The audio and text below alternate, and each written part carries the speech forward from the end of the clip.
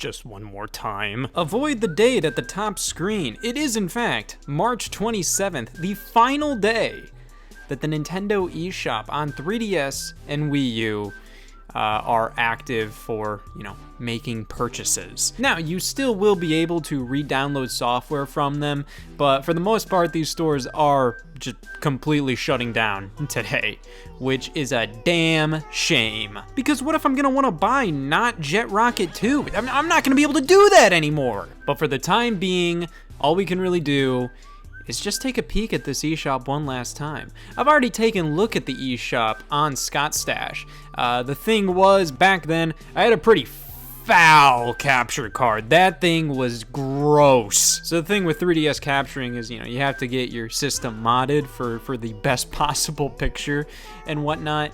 And I had a 2DS modded, and it was always a little funky. The bottom screen was always a little fuzzy. Now, I have a wonderful 3DS capture card. This thing is incredible. Not only can I get the raw audio from the system, but everything just comes out picture perfect, crystal clear. I adore this thing, and it works like a dream. And hey, I've already done this before. I may repeat myself a lot while I'm browsing through, but hey, at least the bottom screen's gonna be different. So let's take a look at the eShop on the 3DS one last time. See, this is what I really liked about Nintendo's shops from back during the Wii U, 3DS, DSi days, is that they always kind of felt the need to make them their own little games and have their own little personalities. On the 3DS eShop, you have this little mascot. It's just a goddamn shopping bag. But it just kind of all comes together to make this just an overall, really cozy and just nice and happy experience. That's what I like about the eShop on 3DS. It always just felt like there was something new to discover, whereas on the Nintendo Switch, just kind of feels like I'm rummaging through just a dumpster pile. On the 3DS, I just feel like the eShop is just way more curated, where it just shows all of these specific highlights. And they have the top screen, they have the cool little thumbnails and all of that. The Switch has that, and to an extent, I feel like the Switch eShop is probably better for new up and coming games to get some spotlight. Whereas the eShop on 3DS is a little more fine-tuned to just showing what Nintendo's up to these days. But I think it still makes for just an overall higher quality feeling shopping experience. But either way, this eShop hasn't really been updated for about the past 4 years or so, because the main thing that's just always been at the front of the page has been Kirby's Extra Epic Yarn, which was the last game Nintendo put out on the 3DS themselves. Which, yeah, take a look at these late 3DS games. We got Kirby's Extra Epic Yarn, Mario and Luigi Bowser's Inside Story, Luigi's Mansion, Detective Pikachu.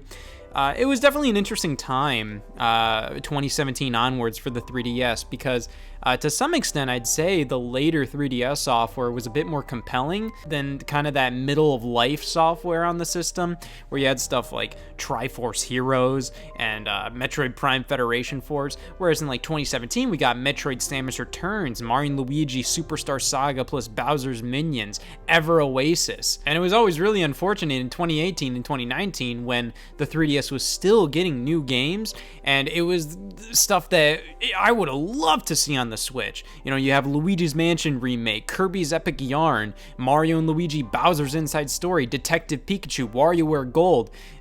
Some of these games like WarioWare Gold were specifically designed for the 3DS, but the concept of WarioWare Gold would have been amazing on Switch. But yeah, it's really unfortunate that those types of games came out later down the line, because I think barely anybody really played them, because by that point, everybody was already just like, man, is Nintendo Switch or bust? I don't want anything to do with that stupid ass looking thing. I mean, it made sense. Most of the games that released later on in the 3DS's life were pretty easy jobs by Nintendo. Mostly remakes, ports, all of that kind of stuff. But they were doing that on Switch too, so it's just no excuse. Just put these damn things on Switch, man. Nobody was playing the 3DS anymore. But either way, a lot of these games got physical releases, so you're always going to have a way to be able to play them. But getting rid of the digital store just makes those physical releases that much more like necessary. And unfortunately, there was a lot of digital-only stuff on the 3DS, even later on in its life, that will officially be, removed forever. Pretty much all of these games have been preserved in some way through piracy, and I think I'm legally obligated to put a lightning strike at the end of saying that word. But it's just like, I don't want to do that. It's just, it's a lot of work. Even if it's easy, it's a lot of work. Whenever I pirate something, like, my back starts to hurt, man. So this is a damn shame, but at the very least, let's peruse this.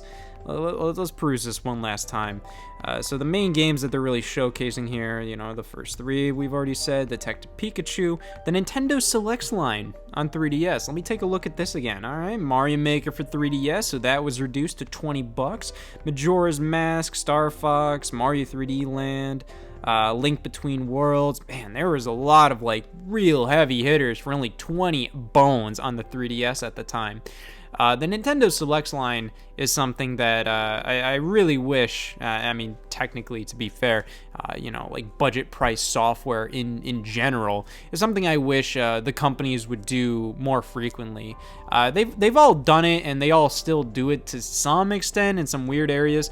PlayStation 4 had PlayStation Hits, which has just this dumbass looking box art. I don't like it. Nintendo Selects, I was always pretty cool with. I felt like the box art was never too bad, specifically when we're talking about the spine. The spine only has that little gold medallion on the bottom of it, which I can handle. But a lot of these games that got Nintendo Selects reprints were kind of like hard to get for a second there, specifically games like Ocarina of Time. I remember Star Fox 64, that was a bit hard to find for a second. Many times they were retailing above their original MSRP, which was $40. So for Nintendo to reprint them for 20 it's really convenient. It's really nice. And this was a great lineup of software, excluding a couple little stinkers right here. Mario Party Island Tour, that released on the same damn day as Mario 3D World and A Link Between Worlds. The nerve. And Yoshi's New Island, I played that again recently. It's not bad, but it's not that great either. It's really just really damn average. I don't like the controls in the game. The controls are just really like, they almost feel slightly delayed using the circle pad to control Yoshi. Like, I don't know, it's just really just kind of a floaty feel, which of course it's Yoshi, like, oh man, he's supposed to be floaty, but it's just, with a game like the original Yoshi's Island or Woolly World, like there's just this tactility to the control that it's not there with New Island. We have WarioWare Gold, one of the best WarioWare games. I'd potentially say this is, I don't know, Smooth Moves is pretty damn good. I would say Smooth Moves may be up there as the best, but WarioWare Gold is either right up there with it or a very close second. This was an excellent WarioWare title. And then Captain Toad Treasure Tracker. This was a funky ass little game on the 3DS. It's like this perfect idea for a game to come to the 3DS, and it came way too damn late. 2018, nobody cared at that point. But for a game based on Mario 3D World, which was based on Mario 3D Land on the 3DS, this just kind of felt like the perfect place for this game to go, especially considering like this game has a lot of sections that just like, you really do need that 3D effect to kind of like tell where you are in relation to the environment. I think this game works really well on the 3DS, and it looks and plays great on the system. Yokai Watch is always kind of that game series that the people defending it are the people that grew up with it and were nostalgic over it. No shame in that. Everybody defends something they grew up with. But like, man, you can defend it, but like for somebody who never played it when they were younger, it is just something that's like, you're not gonna get into it, man. You can respect it. You can be like, oh yeah, kids will like this, but it's just like, man, it's just, no. Oh man, the little Nintendo playlists here, games you'll love. Wonder if this is personally curated. Let me see. All right, well, Mario 3D Land. I already know I like that game. Mario Kart 7, DKC Returns, Pokemon Ultra Sun and Ultra Moon. Man, this is literally just like a list of games Nintendo's published for. Ah, man, f you. That's not a game I'd like. I don't like that game. And you have, basically, this is pretty much just the Mario Zelda Pokemon playlist. Oh, and Fire Emblem, this is pretty much just the Nintendo published section of the eShop and Lego Jurassic World. And at the very end, it shows Capcom's doing a bit of a sale on all their games on the eShop. They're just all $3 now. So, like at that point, it's just like, yeah, why not? That's really cool. I mean, it is really smart. You know, it's kind of like a lot of the last-minute shoppers are just like, what do I want to get? It's just like, well, this is like an insane price for this game. Physically, it's never going down to this price. You know, digitally, you know, why not? And also, I think a lot of people might buy a game like this just at the end of the eShop's life, play it and realize like, man, I really like Monster Hunter, and you know, you get a new fan that way. So it's a smart move on Capcom's part. I wish a lot of more developers were doing these kind of little fire sales, little going out of business sale. All right, so games you'll love was pretty much just the Mario section of the eShop. Now we're moving on to the Mario section of the eShop. Let me see what they got going on here. We got, yeah, pretty much everything you expected. Mario Sports Superstars. Oh yeah, they have the Mario Party Star Rush guest mode, which is weird that the game doesn't really, like it's kind of download play, but for some reason you need to download an entire separate app. I guess because these games were getting so big on the 3DS that they couldn't do just basic download play anymore. So, you know, you just have to download an entirely separate app on the thing, which is kind of annoying, but hey, at the very least, they're still offering kind of free multiplayer in that regard. And then we have Mini Mario and Friends Amiibo Challenge, free game. You know, good for it. This one's pretty basic. This was back during when Nintendo was still doing, like, really trying to just push Amiibo and trying to give value to Amiibo, but in kind of stingy ways. Like, I will maintain, I think a way to give value to Amiibo was just like, hey, you tap the Amiibo and you get like a free virtual console game with that. Like, you tap the Mario Amiibo, you get the original Super Mario Brothers. That is a really easy way to go about it. Or if you want to do something a little more special where it's just like, oh, you tap Mario Amiibo and you get the original Super Mario Brothers, but like a remixed version of it where it's like, it might go like 2 times faster. Like they had like Speed Mario Brothers and Ultimate NES Remix on the 3DS. You could just do something like that where it's kind of like, hey, here's a funky version of a classic game that you can only get with the Amiibo. So then you still have a reason to buy the original version on the eShop. I think if they did something like that, but they were always like really stingy with these damn things, where it's like, hey, we want to give you extra content with it, but not too much. And yeah, Mini Mario and Friends Amiibo Challenge is one of the better efforts by them, but it's still like you get like 8 levels of a really forgettable puzzle game with each amiibo. We have the new 3DS exclusive Super Nintendo games right here, Mario Kart and Mario World. I never dived too deep into Super Nintendo games on 3DS. Mainly by the time they came out, I already lost interest in Virtual Console on 3DS. That's why it's really important to act upon this kind of stuff when the iron's hot, you know? I butchered that saying, but you get what I mean. Where if they released Super Nintendo games on 3DS in like 2013, oh man, I would have been eating that stuff up. But these came out in like 2016, only on new 3DS. So I can't even download this on my 3DS system right now because what I'm capturing off of is just an original red 3DS.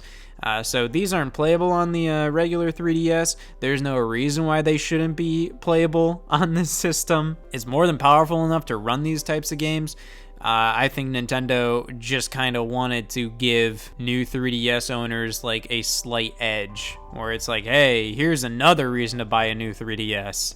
The goddamn game from 1991. And we got Mario and Luigi Paper Jam, Dr. Mario Miracle Cure. They need to do something different with the Dr. Mario games, man. Like, I always like a simple little game of Dr. Mario, but it's not a puzzle series I really care that much about. It's addictive, it's a fun time, it's a good little time waster. Dr. Mario Miracle Cure may be like the definitive game in the franchise, and even then, like, it feels very low effort. Like, there's only 2 damn backgrounds in this game. It's like you got a blue checkered background and a green checkered background. One for Mario, one for Luigi. And I'm just kind of like, man, like, just do something with this thing. Like, if you go back to Dr. Mario 64, the ambition in that game is very apparent. It's still basic Dr. Mario, but it's like they have a whole story mode. They have 4-player multiplayer, and Dr. Mario never really reached that height again. But at least with Miracle Cure, they introduced power-ups to the gameplay, which it's at least like, hey, like, boom, okay, point for you. But I would say a game that's definitely like a little more ambitious would be Puzzle & Dragons Super Mario Bros. Edition. This is such a wacky little thing that happened. This was announced for Japan like a while before it got announced for North America, but that was just because Puzzle & Dragons was never as big in North America. I think it did okay, but it was a huge mobile game in Japan. And these were 2 separate games released for the 3DS in Japan, but they bundled them together here. So you get Puzzle & Dragons Z, which is a 3DS exclusive Puzzle & Dragons game, very, more traditional Puzzle & Dragons. But you also get the Mario edition, which is more interesting for me. And yeah, it's pretty much just like a tile matching puzzle game, very mobile-like. But this one has a lot of funky little Mario assets in it. It's very funny because they reuse a lot of different things. They have this weird art style where they have outlines and all of that, but at the very least, like, I feel like they went a little further than they really had to. They could have just done like these really basic 2D images, but no, like, it's like on the top screen you have like a first-person view of like Mario running into the enemies, while on the bottom you have the whole puzzle thing. It's kind of cool. We got a special demo version of the game, and Mario versus Donkey Kong Tipping Stars. Get out of here. I just don't give a damn. I do have that on this system, and it is just goddamn Mario vs. Donkey Kong again. Then we have a Game Boy Color game, Game & Watch Gallery 3, and Super Mario Bros. Deluxe. Yeah, thankfully, I never saw a lot of people mention how it felt like perfect timing when Nintendo announced Game Boy and Game Boy Advance on Nintendo Switch Online, like pretty much a month before the 3DS eShop closed. So it's just like, boom, all right, these games are gonna be officially available. That's awesome. But yeah, I find it very interesting how the color in these Game Boy Color games is much more vibrant on the 3DS compared to the Nintendo Switch versions. And that's because the Nintendo Switch, the emulation is a bit more authentic to how the games looked on an actual Game Boy Color screen, which I appreciate, but I do wish they gave another option, because I believe these colors are so vibrant because it's based on like how a Game Boy Advance would read them. So I wish they gave that filter option because, while I appreciate the authenticity, I played a lot of these games on Game Boy Advance, so I remember them looking a bit different and a little more saturated, because just looking at the screenshot of Game & Watch Gallery 3, Game & Watch Gallery 3 doesn't really look like that on the Nintendo Switch. That's not that bad. If anything, the emulation's better on Switch, but I wish I'd have the option. But yeah, we got Mario Bros. Deluxe. I actually beat that recently. I played the original Super Mario Bros. Deluxe, and I played through that to the end. Really fun version of Super Mario Brothers. I wish they would do more stuff like this nowadays, because it pretty much took the original Super Mario Brothers and it modernized it in such a funky little way. You get a world map, you get all this extra stuff. It's completely unnecessary, but it's like, god damn. Like, I wish they re-released Adventure on Atari and included a calendar too. But yeah, this might be considered like the definitive version of Super Mario Brothers if it wasn't for the fact that it was on like a 1-inch large screen. Smash Brothers for 3DS, one of the all-time greats on the system. I have more nostalgia for this than I do Smash Wii U.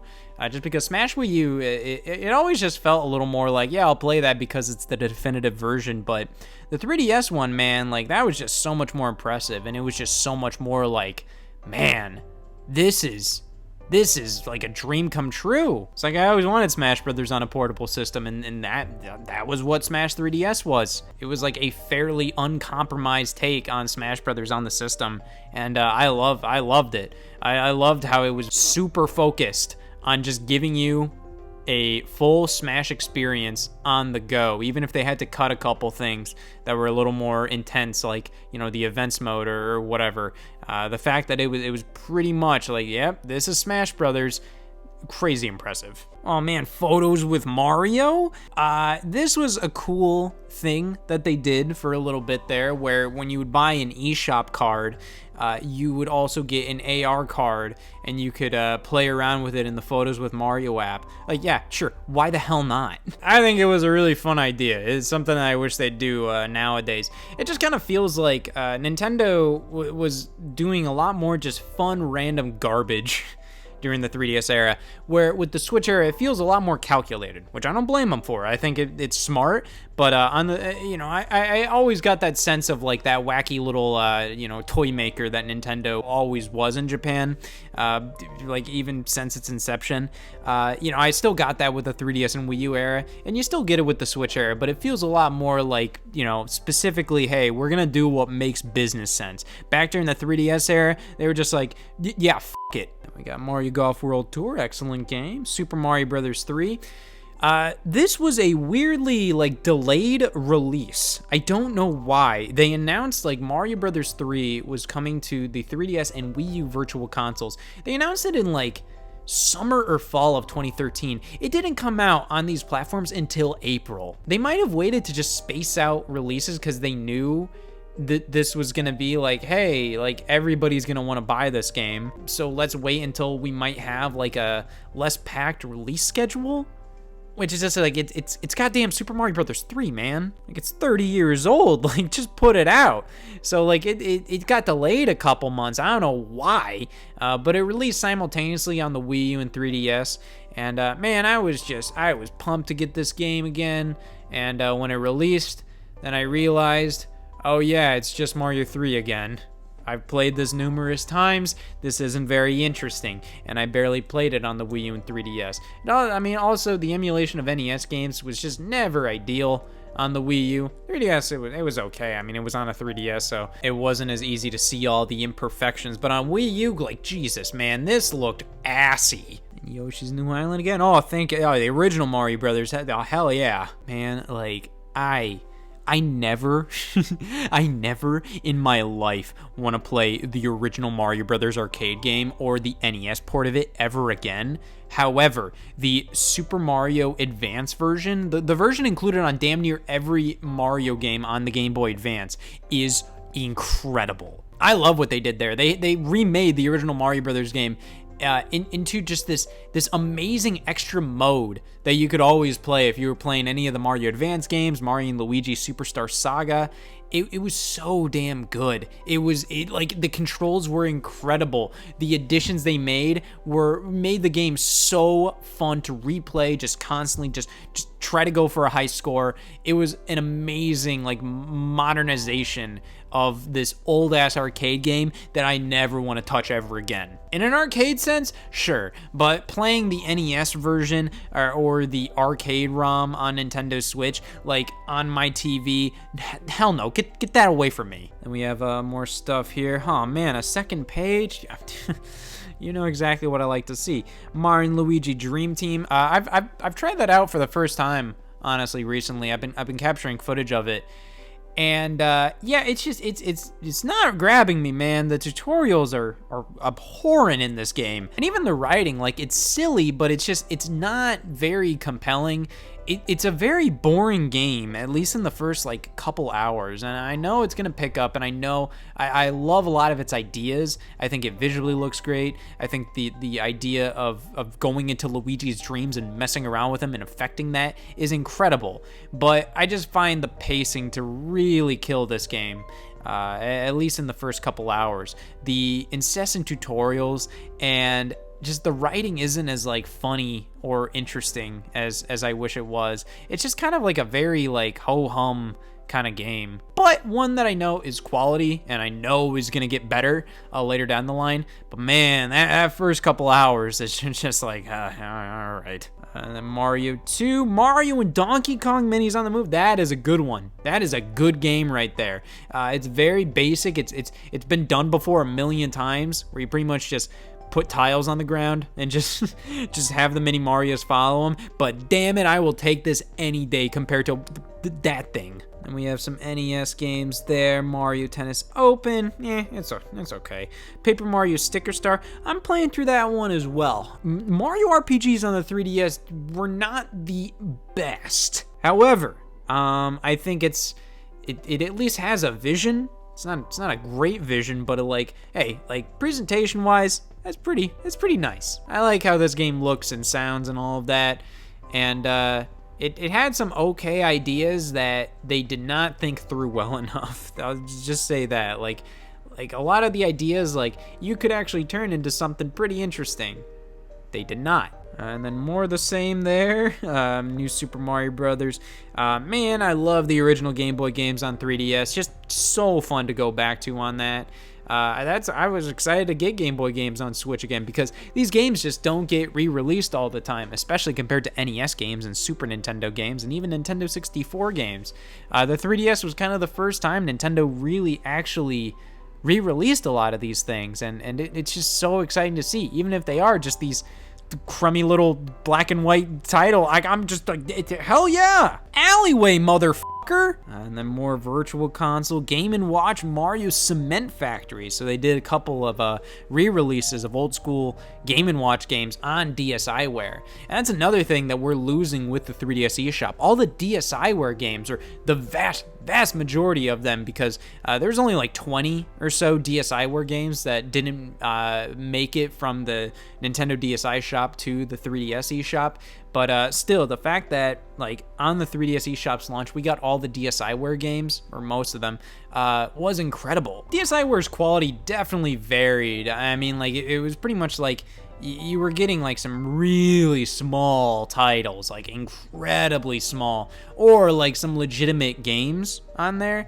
But for the most part, they were kind of this was a weird era for downloadable games, where it felt like to be a Nintendo DSiWare game, you had to give the customer barely any quality and barely any quantity. $2 for a clock. But still some definite cool stuff there, some Nintendo history that isn't talked about enough these days, that's gonna be fairly inaccessible for most people, which is really unfortunate. But I mean, hey, we're losing Dr. Mario Express. It's just goddamn Dr. Mario again, so oh boo-hoo, but still incredibly unfortunate. We also have Mario Golf, Mario's Picross, all these great Game Boy games. Some good stuff there. Yeah, pretty much all of these are just gonna be all the games from this series on the 3DS available right now. Kirby was very well represented on the 3DS, not only with Virtual Console games, but brand new games he was featured in, eShop games. Some incredible stuff from Kirby on here. Triple Deluxe is a good time. It's just hey, it's kind of like Return to Dreamland, but better. However, Planet Robobot is like Triple Deluxe, but better. I love Planet Robobot. Definitely the best Kirby game of all time. Absolutely phenomenal. Forgotten Land is really good, but I do feel like Planet Robobot is still just a little bit better. But yeah, they also had 3D Classics Kirby's Adventure. That is the probably best version of Kirby's Adventure. You might be able to argue with Kirby's Nightmare in Dreamland, which was a remake, but in terms of raw ass Kirby's Adventure, the 3D Classics version is definitely the best version, because there's no slowdown. It's a perfect running version of the game, which the original NES version is pretty framey. We also have all these Game Boy games where Kirby got a start, Super Nintendo stuff on the new 3DS, actually, I think the only thing they're showing right here for SNES games is Kirby's Dream Course. Why not? I'm not gonna argue with that. But yeah, Kirby was very well represented on the 3DS. But we also have a Yoshi section, which, you have Woolly World and New Island and all the Mario games he's in. That's fair. We got Sonic games. That's fair. There was a lot of Sonic content on the 3DS, including Sonic Boom, Fire and Ice. I only played Shattered Crystal. I wish I didn't. This ain't that great of a game. It's fine compared to the Wii U rendition of Sonic Boom. But Fire and Ice, I've heard, is like it's a nothing special game, but it's a well done one for what it is. But we also have Sega's 3D classic games. 3D Sonic 2, which a lot of these were pretty good, but especially next to Nintendo's 3D classics, they always kind of varied in terms of how much they did to these games. So the Sonic games, it was kind of just a way to play the Sonic games on 3DS. The 3D effect was cool, but it wasn't anything that special. It was just kind of like, hey, here's Sonic on 3DS. That's pretty much what it was. But you have a lot of cool options to toggle on and off. We got Lost World, which I haven't played, but it was kind of unfortunate that a lot of the 3DS games for Sonic were just kind of handheld versions of the home console games. So on DS, we got Sonic Rush, Sonic Rush Adventure. That was really cool. But then they did a DS version of Sonic Colors, which was pretty much a third Sonic Rush game. But they didn't want to call it that. They wanted to make it like, oh, this is Sonic Colors, but on DS. I just feel like it's a little lame that way. I kind of wish, like, hey, if you're going to make a 3DS Sonic game, it's its own thing. Because I feel like it just makes that game more memorable. Because you can say you've played Sonic Lost World, but what the hell does that mean? Do you play the Wii U one or the 3DS one or both? Because they are different games. They're similar, but very different. It definitely goes for Sonic Generations. Which this is okay. It's an okay game, but it's very much like a different beast from the Xbox 360 version, where this one does have like different levels that they pick throughout Sonic's history. Pretty lame selection, if I'm being honest. This gets brought up a lot when it comes to this game, but you kind of wish they actually went through Sonic's handheld history with this game, where you get some Game Gear levels, you get some Game Boy Advance levels, and you get that a bit. You mainly get like Sonic Rush levels, I believe. So you get a bit of Sonic's handheld history represented, but not a ton. It's just kind of weird because at least with Sonic Generations on console, you did get that whole element of, oh, it's going from 3D to 2D. So, you have the 3D levels and the 2D levels.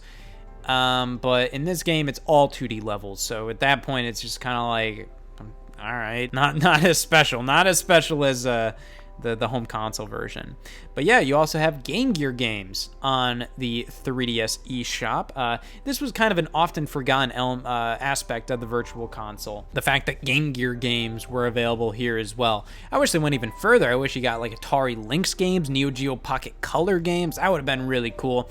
But no, Game Gear was pretty much the only non-Nintendo Virtual Console system available on 3DS. But hey, I'll take it, even though they didn't go that far with it. You got a lot of the Sonic games, and you got a couple other Game Gear games on top of that. But Game Gear never really had like the most amazing library. There's some good stuff on Game Gear, but at the end of the day, like, there's just not really a lot to write home about on it. So, yeah, it's pretty fair that not many people even know that Game Gear games are on 3DS. But, yeah, I mean, it's cool. I wish they did more stuff like this. But, whatever. Sonic and All-Stars Racing Transformed, and Sonic Triple Trouble, can't have one without the other. Well, Minecraft, only on new 3DS, though. This was a funny little release in late 2017. Man, like, it's weird to say, like, oh, man, I'm nostalgic for this era, but, man, like, the years have just gone by, and it feels like that was only, like, 2 years ago, when in reality, it was 6. Man, I remember the Direct that this was announced in. This was a September Direct for 2017. I just remember it was like a nice crisp fall night, and I was watching the Direct, this was announced, and I went, what? But that was when they kind of had this like one final blowout for Mario Odyssey. They also announced like Doom and Wolfenstein 2, and I miss like that first year of a console's launch. It's very exciting, and right now we're in kind of like the twilight years of the Nintendo Switch, where it's very obvious that Nintendo is preparing for something else. Like something else is gonna come out soon, whether it's like a Pro revision or the full-on sequel, whatever. And you can definitely tell with the games that are releasing. However, I do find that I get nostalgic for whatever year, as long as it was like, oh, well, that was just a year ago. I can kind of look back at that year and be like, man, like, remember that year? Remember the year we got Mario Golf? That was great. When in reality, during that year, I'm just kind of like, oh man, I hope something better is coming out next year. But it just kind of made me think it's just like, man, just appreciate what you got right now, because in 2 years you're gonna be nostalgic for it, I guarantee you. Yeah. Oh man, advertising Mario Kart 7. Oh, big. Yeah, that's definitely necessary. Pokemon Ultra Sun and Ultra Moon. Very strange when that came out. That was a it was rumored before that was announced that like a third version of Pokemon Sun and Moon was gonna release on Nintendo Switch, but no, the third version was actually 2 versions, and it was releasing on 3DS. You can always tell when it's just like a yearly release is kind of just making things really hard for some developers. So I was playing SpongeBob's Atlanta SquarePants on Wii lately. Stay with me, and that was when they were releasing like a new.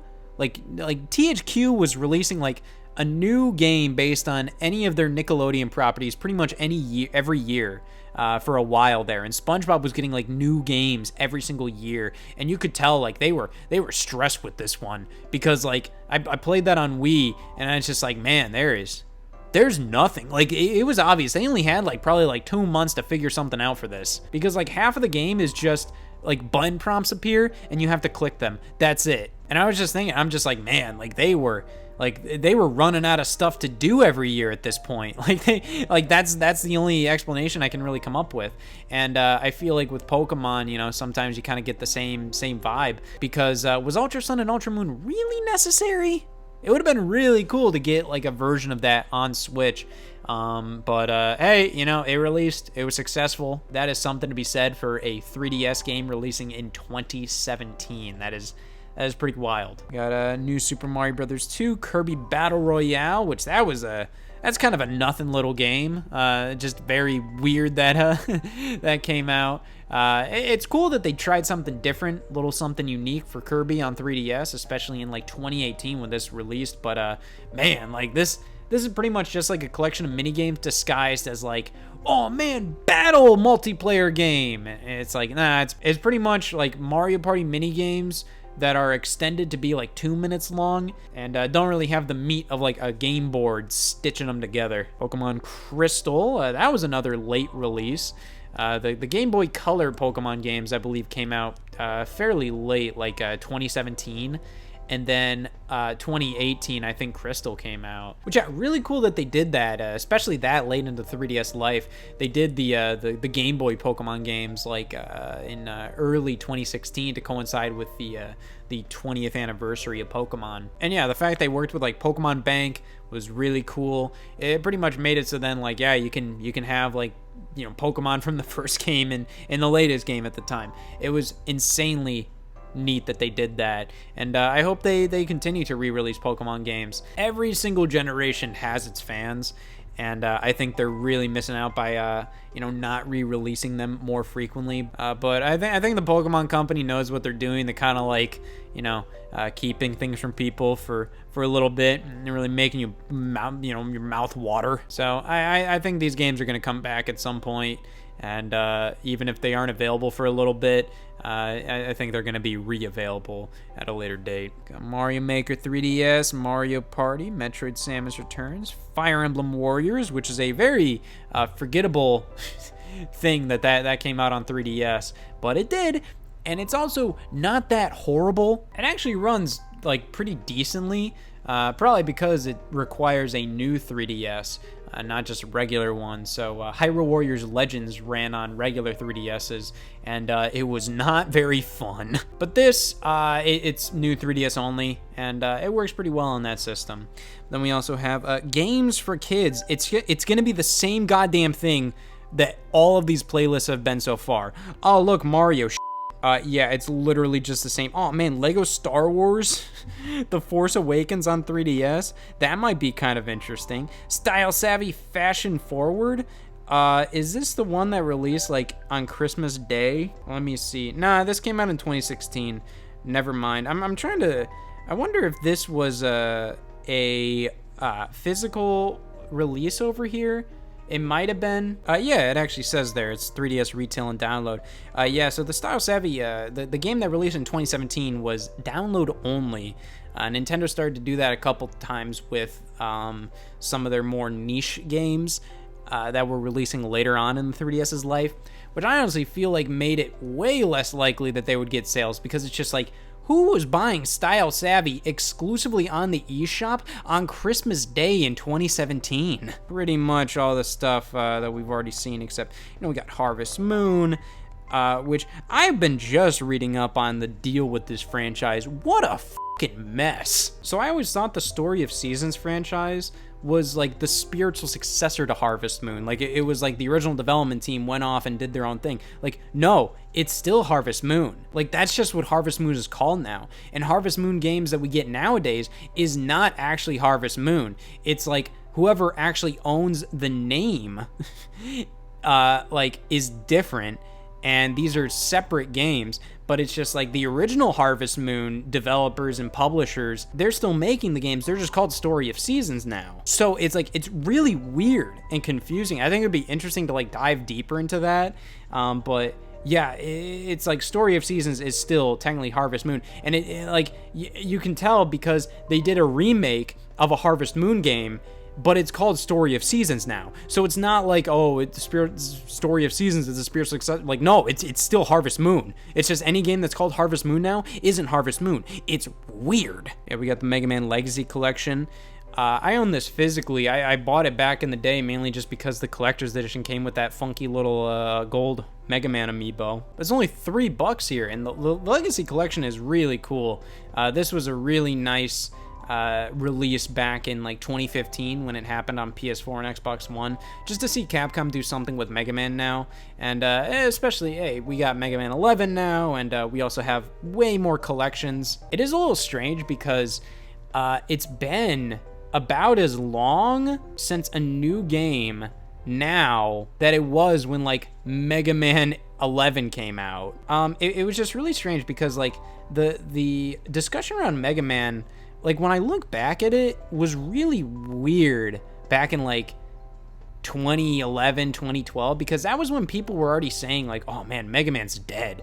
Like Capcom doesn't want to do anything with Mega Man anymore. But it was only like a year or two since the last game, And yeah, that hiatus lasted longer than we were really expecting, but we still got stuff like Mega Man and Smash Brothers and the Mega Man Legacy Collection and Legacy Collection 2 until the new game with Mega Man 11 in 2018. It still was like 8 years since the last brand new Mega Man release outside of like a mobile game. But still, like 2018 at this point is been like 5 years ago. But Capcom's been doing stuff like collections where you get the X Legacy Collection and the Zero ZX Legacy Collection, Battle Network. So even though there still hasn't been a new Mega Man game since 11, and Capcom was pretty satisfied with the sales, it doesn't as much feel like it. But even then, like only like a year after Mega Man 10 came out, people were like, oh, Mega Man's dead. And that was definitely because like a couple of projects were getting canceled. Keiji Inafune left Capcom and was starting up his own thing. But yeah, it always felt a little weird. Just comparing like the discussions around the franchise then compared to now. Even when we still haven't gotten like a new game in a while. Tomodachi Life. Oh man, this was a good one. This is a good one. I hope this franchise comes back someday. It's just so fun. It's so stupid. I love it. And yeah, that's games for kids. And pretty much just we have the bottom list here. We got to see what the best sellers are. One last time, one last romp on the eShop. We got to see what these best sellers are. Oh, Pokemon Bank. Yeah, you got to get the Pokemon games. The save data transfer tool. That's probably a good idea to download. Mostly just Pokemon games. Some free stuff like Pokemon Picross, whatnot. And then we have a lot of the Capcom games since they're stupid cheap. So $3 for 3 Ace Attorney games. I mean, cannot really go wrong with that. I remember playing Ace Attorney on the iPad. That was how I originally played it. I played the first game on like a vacation trip. So like while I was in the back seat, just hanging out, I spent that time playing the original Ace Attorney. and I loved that. You ever just feel like your experience while playing a game can just make it that much more fun? Where it's like, yeah, I probably remember Ace Attorney so much because I played it on that road trip. It was just a good time, and yeah, like it worked really well on mobile, just because all you really need is a touchscreen. And then we have a lot of the free stuff. Apollo Justice, that got a remake on 3DS or remaster, and Shovel Knight's only $4.50. Monster Hunter RPG Maker Player, which might be free, it seems. Oh, Rusty. I like Rusty's Real Deal Baseball. Growman 3D is only $2. God damn, man. I believe that's like a PSP game that got remastered for 3DS, which is pretty neat. And then there's a Detective Pikachu special demo. It seems like a lot of people are just kind of like downloading as much free stuff as they can right now. Attack of the Friday Monsters is a bestseller. That's pretty crazy. Yeah, that's a very neat little game that released on the 3DS. I believe like 2013. It's a very nostalgic feeling game, even though like this is like based on nostalgia for like the Japanese developers watching like kaiju programming that was on like TV back then, which, you know, I don't have any nostalgia for, but you can really tell like this game is like, you know, pulling from a lot of memories and doing a lot of stuff that feels very like oh man, running through, you know, the city and you know, going through the forest and just checking out all that stuff as a kid. Like, you really get that sense, and it's a really special game. I hope that this comes back in some way on modern platforms. Yeah, a lot of stuff. Mega Mix, I wish that was a little higher, because that is incredible, and that is only available digitally in North America. Then we have Ironfall Invasion. Okay, a lot of stuff. Oh, Super Street Fighter 4 is only $3. That's a pretty good deal. That's a really awesome version of that game, including Resident Evil Revelations. Yeah, Super Street Fighter 4 was a launch title for the 3DS, and that is an incredible launch title. You know, that's a 360 and PS3 game on the 3DS, and it runs great on there. And we have games on sale, games at a good price. In terms of just what I'm really looking to go through again, I might do. Oh man, look at all these random things that don't belong on 3DS. Man, I want to see what's under future releases. I gotta see what's here. Who's in charge of this eShop? It is really funny to like see this kind of stuff playing on the 3DS, but hey, it makes sense why they put it on here, because this is probably the last Nintendo Direct with 3DS news in it, because this was like 2018, and I believe this is probably going to be talking about Kirby's Epic Yarn from what I remember. And I think this is where Luigi's Mansion 3 was announced for the first time ever. Oh yeah, this was when this game looked a little rough. It just kind of looked really basic graphically, and now you can tell like it's super unfinished. Like, this is just kind of like a very early build of the game. But yeah, when the game released, like, it looks fantastic. I feel like the art direction is still a little like, you know, it's a little debatable, because it's still pretty good. But yeah, it's just not as dark as it could be, and you know, the angular design is definitely a little like, a little love it or hate it. But hey, graphically, it looks incredible. But yeah, look at look at how just funky this looks. We can fast forward a little bit here. I want to see what else was announced during this. Oh man, Mario Tennis Aces. Man, this is just fun to watch on the 3DS screen. There's a couple things that are just really fun to just see on this screen. Oh man, how do they expect me to read text on this screen? This is messed up. Oh man, they announced like the Capcom Beat 'em Up bundle at this point. There's a lot of stuff that, like, man, I didn't realize came like a year after the Switch release. This almost feels like it would have been like a 2017 release, but no, I remember this releasing. That's pretty wild. Yeah, 2018, this was pretty much all Smash Brothers that year. That was where so much of like 2018's like excitement for the Switch came, was just building up the Smash, building up the Smash, building up the Smash, and then it finally released. And I have a lot of nostalgia for that year as well. Oh man, what? Yeah, I know I talk about being nostalgic for like something that happened last year, but 2018, like, I just remember this was when I was working on videos a lot, and I remember just like that winter, just working on videos while, Smash Brothers news was going on, and I would watch, like, the rumors and leaks videos from different creators about, like, speculation on, like, oh, what's gonna happen in the game. It was definitely a very exciting time, and I just hope that everybody else kind of has that feeling with, like, that excitement with games releasing and current games coming out and all of that again, and still do feel like that, because I get that every now and then, these days, but it's hard to appreciate it in the moment. But a year down the line, you can at least look back at it and be like, oh man, remember when Metroid Prime Remastered released and they dropped Game Boy games on Nintendo Switch? I can definitely imagine getting pretty nostalgic over this, but it does feel like, at least in terms of when I see videos getting created about the stuff going on these days, it feels like people also aren't as, like, excited about stuff going on.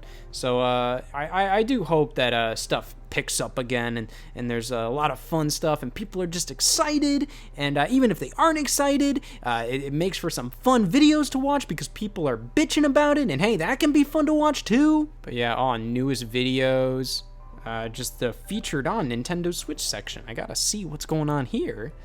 Let's see. Yep, Nintendo Direct Mini. Oh man, remember this damn thing? This was a mess. This was when everybody was, like, expecting a big blowout Nintendo Direct at the beginning of the year, because we got, like, a big Nintendo Switch presentation in early 2017 for the Nintendo Switch, and everybody was expecting big stuff for 2018.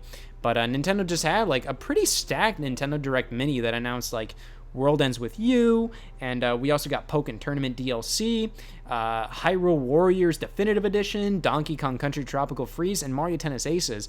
This was a pretty big Nintendo Direct Mini, but at the time it kind of felt like, oh man, what's going on? What's Nintendo doing? But I feel like that first year in Nintendo Switch set expectations so damn high. We have Nindies at Night 2017. Man, I don't remember. I forgot Nintendo was still calling their indies Nindies around this time. But they definitely were. ARMS. Oh man, just remember all that. Remember Ultra Street Fighter 2? Like, what the hell was that? That game's actually really, like, expensive these days. But it was kind of lame, because you look back at the 3DS launch. The 3DS launched with Super Street Fighter 4 3D Edition. The Nintendo Switch got a new version of Street Fighter 2 like 2 months after it came out. So that was a little lame in comparison, but it was still kind of cool to get, like, this wacky new version of this 30-year-old fighting game exclusive to Nintendo Switch. So that was pretty neat. And yeah, oh man, look at all these old, man.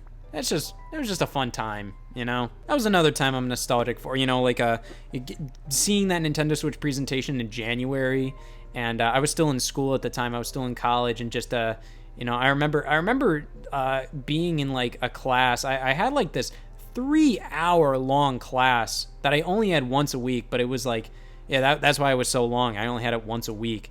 And it was a writing class, and I was in the way back of the class, so I just used it as an excuse to just dick around online and just, browse the web. And I was looking at, like, my Nintendo Switch pre-order, and I remember the guy next to me noticed it, and, we were talking about that. But yeah, just a fun, exciting time. And when, the Switch launched and played Breath of the Wild for the next month and a half, it was just, oh, man. But then we have, the new 3DS exclusives, Virtual Console. That's a big loss. There. I like how Nintendo is doing things now, especially with the Game Boy Advance updates to Nintendo Switch Online. I think there's a lot of value to both the Nintendo Switch Online subscription and the expansion pack subscription. But I liked being able to buy the game separately. I really like the subscription service model. However, I do wish there was an option to buy the game separately if you wanted, where, like, hey, you can just you subscribe to the service, or as games come out, you can buy them separately, because eventually, for a fact, Nintendo's going to remove a game or two from these apps. So I think it would be nice to have the option to buy and download the games, and that way it's just like, hey, if the game's leaving, you can buy it, and you'll always have it on your system.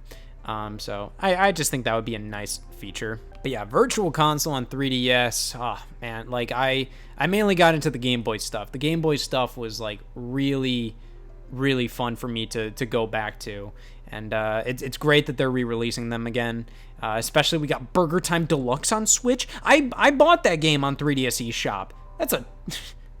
There's no reason why I should have bought that game on eShop, but it's really fun to get those Game Boy versions of like old games like Burger Time. I had Pac-Man on 3DS as well. It was just like, hey, these are kind of crummy versions of these games, but they're neat to replay because, you know, like, why else would they re-release Burger Time Deluxe? Like, the maker of that game wouldn't re-release it if it wasn't for a Virtual Console or Game Boy Online, so I really appreciate stuff like this. But yeah, I definitely fell out of Virtual Console later on in there, but they had a lot of cool releases on 3DS, like the Mysterious Murasame Castle. They reference this game all the time, or maybe not all the time, but a consistent enough amount of times in games like Nintendo Land, Smash Brothers, Samurai Warriors 3 on the Wii had Mysterious Murasame Castle collaboration content in it. There's a lot of Murasame Castle references in games, but the only official way Nintendo released it at the time in North America was on the 3DS, which is very strange because it's just an NES game, and they never released it like on like Wii U Virtual Console, which is just like, okay. But yeah, I remember they did a couple like fun little promotions on the 3DS eShop for Virtual Console. I remember like the 8-bit Summer, which barely any of the games were 8-bit. It was pretty much just retro. It was just pretty much Nintendo was releasing a lot of Virtual Console games on the 3DS eShop in like the summer of 2012. But that was cool. And NES games on the go, that was a cool official thing to experience. Like, the games were uncompromised. Like, we've been able to do that before with stuff like the classic NES series on Game Boy Advance, but to be able to do that on 3DS with, you know, like the games as they were intended without like squishing the screen and graphics and all of that, it was really nice to be able to do that. And we have, you know, local multiplayer, platformers, role-playing games, 3D games, indie, free to start. Nintendo was pushing free to start stuff later on in the 3DS life. Nintendo Badge Arcade, that's a really cool idea. That once again, like it feels like you know, they were really thinking outside the box with what to do with a 3DS. And yeah, I really loved the idea behind Badge Arcade. And I hope they do more stuff like that on Switch. They kind of did it with like the user icons, you know, getting that stuff with like platinum points on Nintendo Switch. But I just wish they would do more stuff like that. You know, just take advantage of the fact that, like, you know, this fucking thing is like a mascot of ours. You know, have fun with your systems. You know, make your systems themselves like a character. And, you know, I just want them to do more stuff like that. I think that would be really, really fun.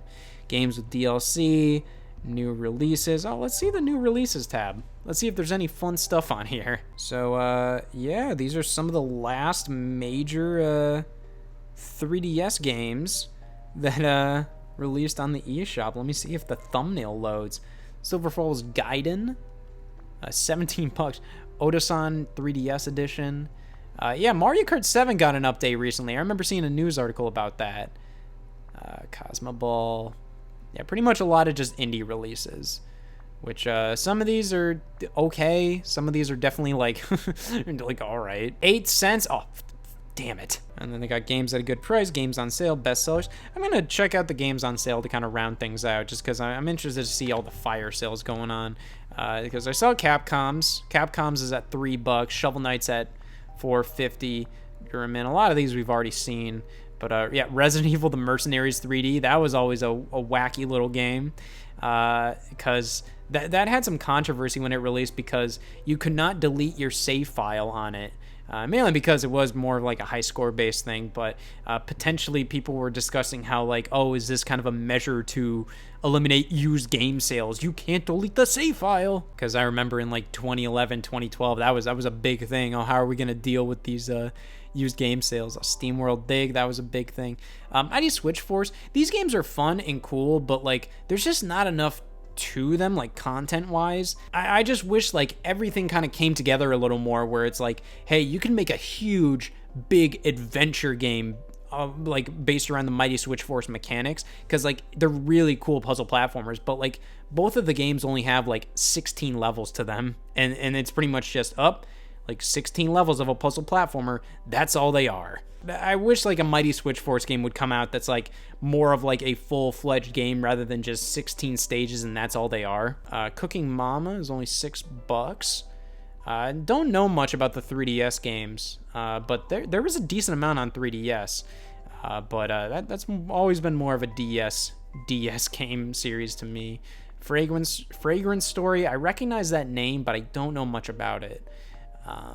Let me see. Concept Revolt. All I remember about that game is that it had a Nintendo Direct based around it, only in Japan, so that's kind of fun. Gunman Clive, this is a good like Mega Man style game. The thing is though, like if it wasn't like a kind of a big name on the 3DS, because like this was like revered when it came out on the 3DS, but like looking at it now, it's okay. It's just like whatever. I don't really care. It's like it's a fine game overall, but like there's just not much to it other than like it's a fine little platformer. That's all it really is. And Retro City Rampage, yeah, that was in development for a while on like WiiWare.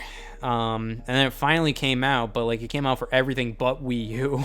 That was always just really interesting. Shakedown Hawaii is the sequel to that game, and it released on the 3DS super late, like 2019. Absolutely crazy. Yeah, Runbow Pocket. Runbow, I feel like, should be a game that should have gotten more attention than it did, because the concept is really fun and cool. It's like, hey, it's a platformer, and you want to get to the end of the level, but the color of the background changes, and whatever the color of the background changes to, the platforms will disappear because they're the same color as the background. So, you have to pay attention to what color it's shifting to, and I think that's awesome. It probably just doesn't go that much further than that. I've only played like about an hour of it. Maybe if the level designs were more like, wow, this is insanely inventive and like crazy, because like the levels are well designed, but like the gimmick of the game is pretty much why you play it. So maybe if it went a little further than that, I don't know, but either way, it is a really fun little indie game. So I think it's on modern platforms, so definitely check it out there. But this was a new 3DS exclusive. Ooh, oh, Mom Hid My Game is on 3DS.